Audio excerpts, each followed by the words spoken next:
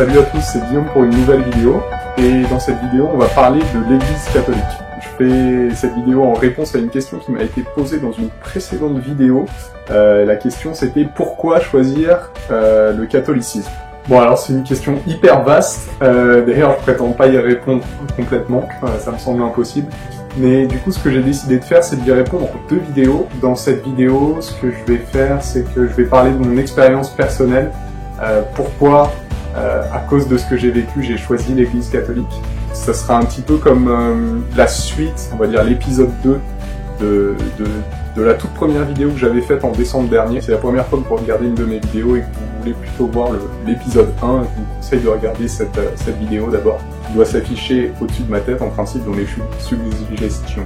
Après avoir rencontré Dieu en Indonésie, je suis rentré en France et j'ai eu envie de revoir ce prêtre qui m'avait tellement marqué quand j'étais au lycée. Je lui ai raconté donc ma rencontre avec Dieu et puis en même temps toutes les difficultés que j'avais à l'époque à vivre en accord avec ma foi, parce que j'avais pris l'habitude de vivre d'une certaine manière qui était contradictoire, contraire à la foi catholique. Je pense qu'il a dû voir que je me sentais torturé parce que au bout d'un moment, il m'a fait une proposition à laquelle je m'attendais pas du tout.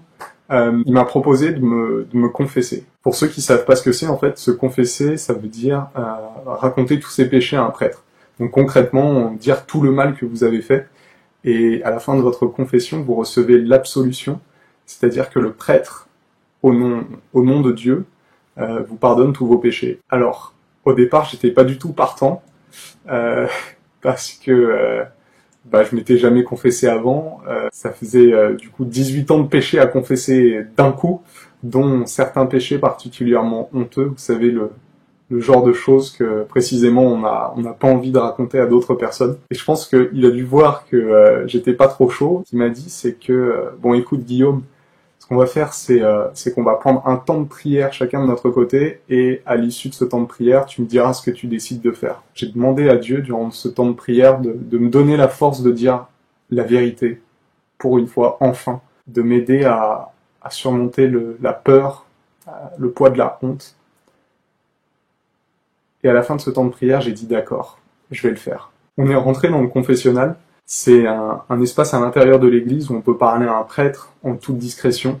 Et là, pour la première fois de ma vie, j'ai dit uniquement la vérité sur ma vie.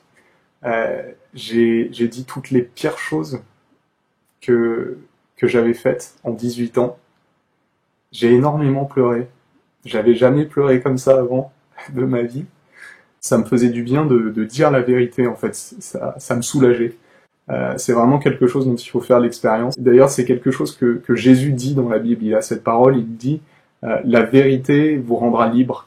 Et c'est vraiment ce qui se passe. Le prêtre, lui, il m'écoutait sans rien dire. Il a attendu que j'ai fini de parler. Et puis à un moment, j'ai entendu les mots qui ont guéri mon âme, qui ont changé ma vie. Il a dit à un moment, au nom du Père, du Fils et du Saint-Esprit, je te pardonne tous tes péchés. Va en paix. Et à cet instant, c'est comme si j'étais rempli de l'amour de Dieu d'un coup. Comme si tout mon être était rempli d'amour.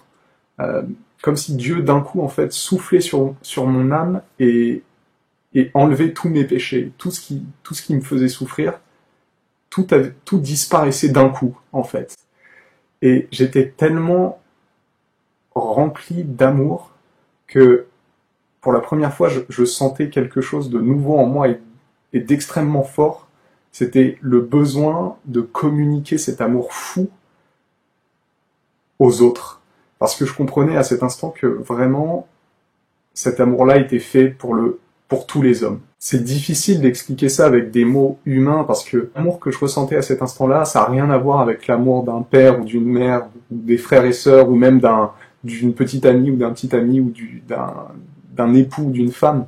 C'est beaucoup plus fort, ça dépasse complètement l'amour humain. En fait, j'étais tellement heureux à ce moment-là, je me souviens, je pouvais pas arrêter de sourire, et même de rire, en fait. Je riais tout haut, je me souviens. En sortant du confessionnal dans l'église, j'ai ri.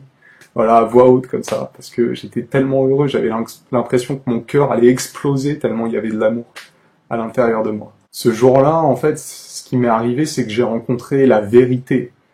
Et la vérité, c'est l'amour de Dieu, c'est la même chose. C'est-à-dire que vous dites, quand vous vous confessez, vous dites la vérité sur votre vie, vous arrêtez de vous cacher, vous arrêtez de mentir, vous arrêtez de fuir, et en retour, Dieu vous révèle la vérité de toute éternité. Vous êtes aimé depuis l'éternité et pour toujours, et rien pourra jamais changer quoi que ce soit à ça. C'est un état de fait. Quoi que vous ayez pu faire dans votre vie, même si vous accumulez tous les pires péchés, les choses les plus abominables qu'on puisse faire, ça reste infime, ça reste minuscule à côté de l'amour immense que Dieu a pour vous. C'est juste pas comparable en fait, c'est pas sur la même échelle. L'amour de Dieu est beaucoup plus puissant et rien ne peut diminuer l'amour que Dieu a pour vous, quoi que vous fassiez. Ce que j'ai vécu en moi, dans mon cœur ce jour-là, c'est que Dieu ne nous juge pas. Nous, on se juge souvent, on juge souvent les autres, mais Dieu ne sait pas juger, en fait, il ne juge pas. La seule chose qu'il fait, c'est que il souhaite nous guérir, parce que le mal qu'on se fait à nous-mêmes, quand on fait du mal aux autres, quand on pêche, ça fait souffrir Dieu, parce qu'il nous aime tellement que notre souffrance, il y communie, il la ressent en lui. Et donc la seule chose qu'il veut, c'est nous guérir. Mais à aucun moment il nous juge. Il souffre de nous voir souffrir en fait. Bref, si je vous raconte ça, c'est parce que c'est la raison principale pour laquelle je suis chrétien catholique aujourd'hui, parce que ça a vraiment été l'expérience la plus forte de toute ma vie. J'ai encore vécu ça ensuite, après, à de nombreuses reprises, quand je suis allé à nouveau me confesser, durant la messe aussi. Enfin bref, on n'en finirait pas si je devais tout raconter. Je parlerai de tout ça en plus de détails dans l'épisode 2 le mois prochain. En attendant, je vous laisse avec une parole de Jésus dans l'évangile selon Saint Jean qui résume un petit peu tout ce que je viens de dire et qui est juste magnifique. La vérité vous libérera. Quiconque commet le péché est esclave. Or, l'esclave ne demeure pas à jamais dans la maison. Le Fils y demeure à jamais. Si donc le Fils vous libère, vous serez réellement libre.